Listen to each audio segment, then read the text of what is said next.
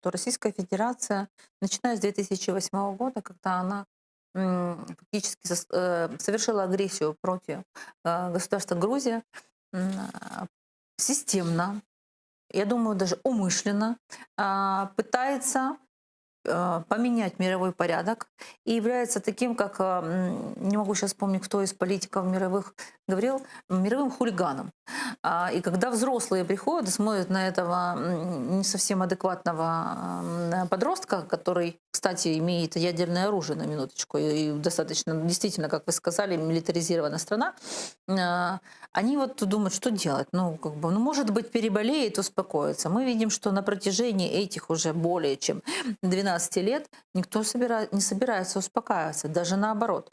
А ситуация, которая развивалась в Беларуси и развивается, она как раз свидетельствует о том, что Путин, когда в каком-то из своих то ли встреч с народом, то ли каких-то там интервью говорил, что желание у него такое возродить империю в границах Советского Союза, оно остается. Поэтому все будут работать на это. Я имею в виду власть российская, она будет работать на это. Ну, а мир как-то же уже должен на это более радикально реагировать или нет? Мир пытается сдерживать эти захватнические мотивы санкциями.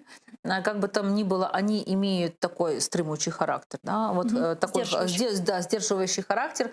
Но давайте не забывать, что даже после аннексии Крыма, даже Меркель сказала, что нужно оставить некое пространство для того, чтобы Путин вышел из этой ситуации с достоинством, да, с лицом. Да, было такое. Мы должны оставить возможность ему выйти. Там, но они рассчитывают на некий диалог.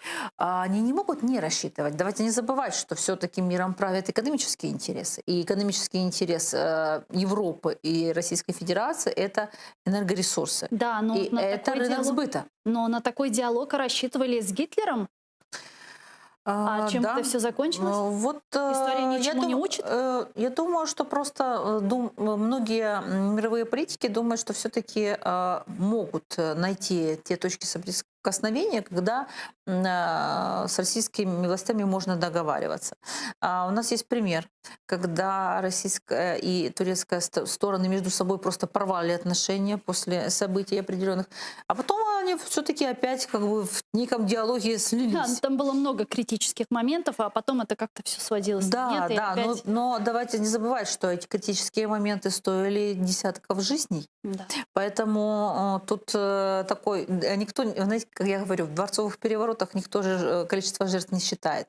Поэтому то, что мы видим, это мировой дворцовый переворот. Российская Федерация считает, что она все-таки гегемон на постсоветском пространстве и пытается утвердиться любыми способами. Вот возвращаясь... Запугивая, захватывая, переворачивая международное право, игнорируя, выходя из договоров, на создание которых работал мир десятки лет. Да? Допустим, договор о ракетах средней и малой дальности. Это очень серьезные вещи. ДРС. Но тем не менее, Российская Федерация себе позволила это сделать.